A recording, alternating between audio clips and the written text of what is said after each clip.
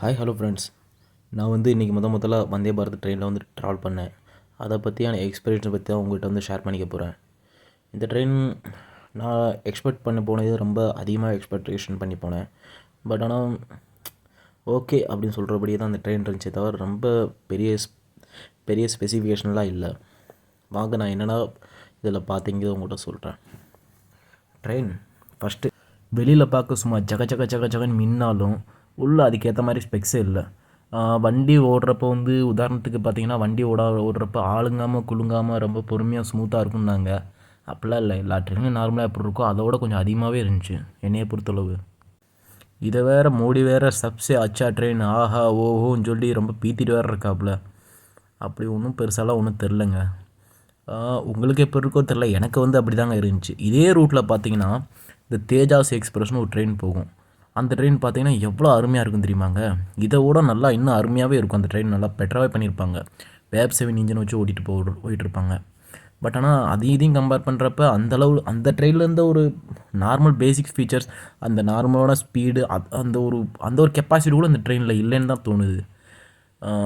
மன்னிச்சுங்க, உங்களுக்கு எப்படியோ தெரில, எனக்கு அப்படி தான். வண்டி பார்க்க நல்லா கம்பீரமாக ஒரு புல்லட் ட்ரெயினை பார்க்குற ஒரு ஃபீலிங் கொடுக்குது. ஓகே, சாட்டிஸ்ஃபேக்ஷன் இல்லைனாலும் ஓகே, அவ்வளோதான் நான் சொல்லுவேன்.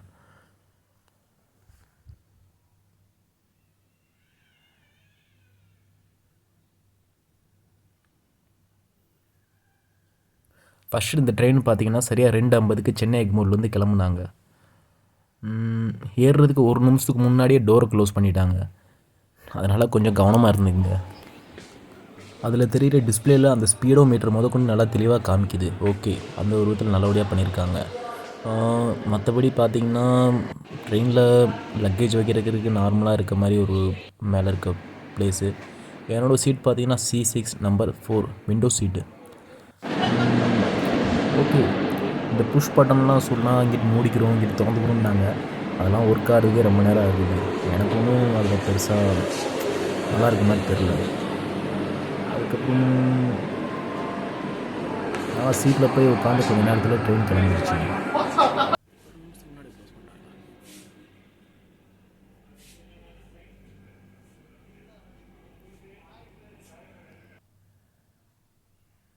Automatic door.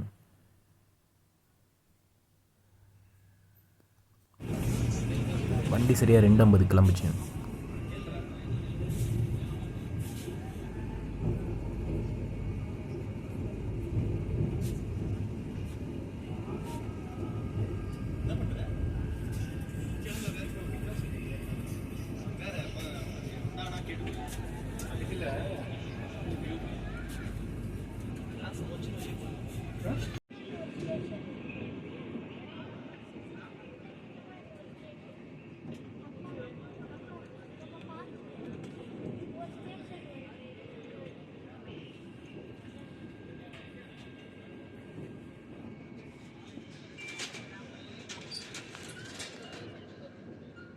ஹலோ,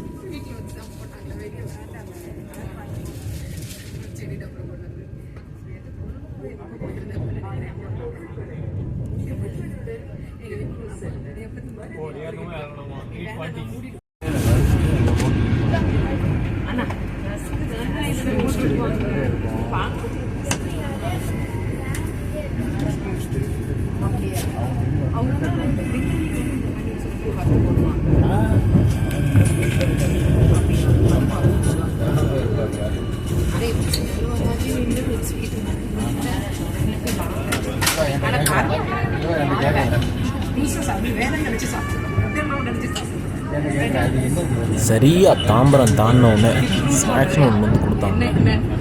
அதில் பார்த்தீங்கன்னா ஒரு மிக்சர் பாக்கெட்டு, அதுக்கப்புறம் ஒரு ஒரு போண்டா, அதுக்கப்புறம் ஒரு பெர்க் ஸ்வீட்டு, அதுக்கப்புறம் டீ பண்ணுறதுக்கு ஒரு காப்பித்தூள், அவ்வளோதாங்க. எல்லாத்தையும் சாப்பிட்டு முடிச்சுட்டு நல்லபடியாக போயிட்டு இருந்துச்சு. அதுக்கப்புறம் தான் ஒன்று நோட் பண்ணேன், கீழே சார்ஜிங் பாயிண்ட் கூட இருந்துச்சு. நல்லாவே ஒர்க் ஆச்சுங்க.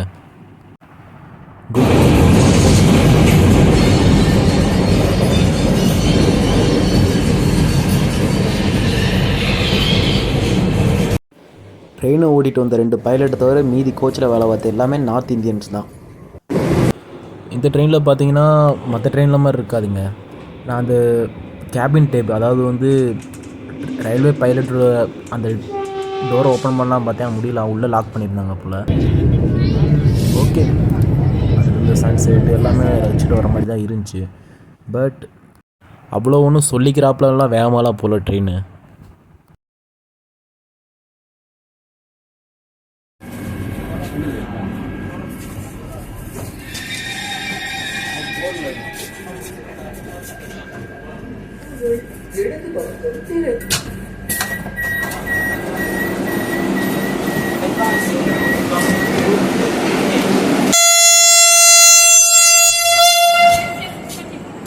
எதையா வண்டியாயோ?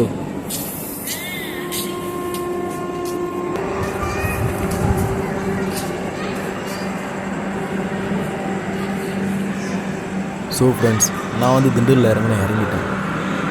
இந்த ட்ரெயினை பற்றி என்னோடய பொதுவான கருத்து தான். ஓகே, தேங்க்ஸ் ஃபார் வாட்சிங்.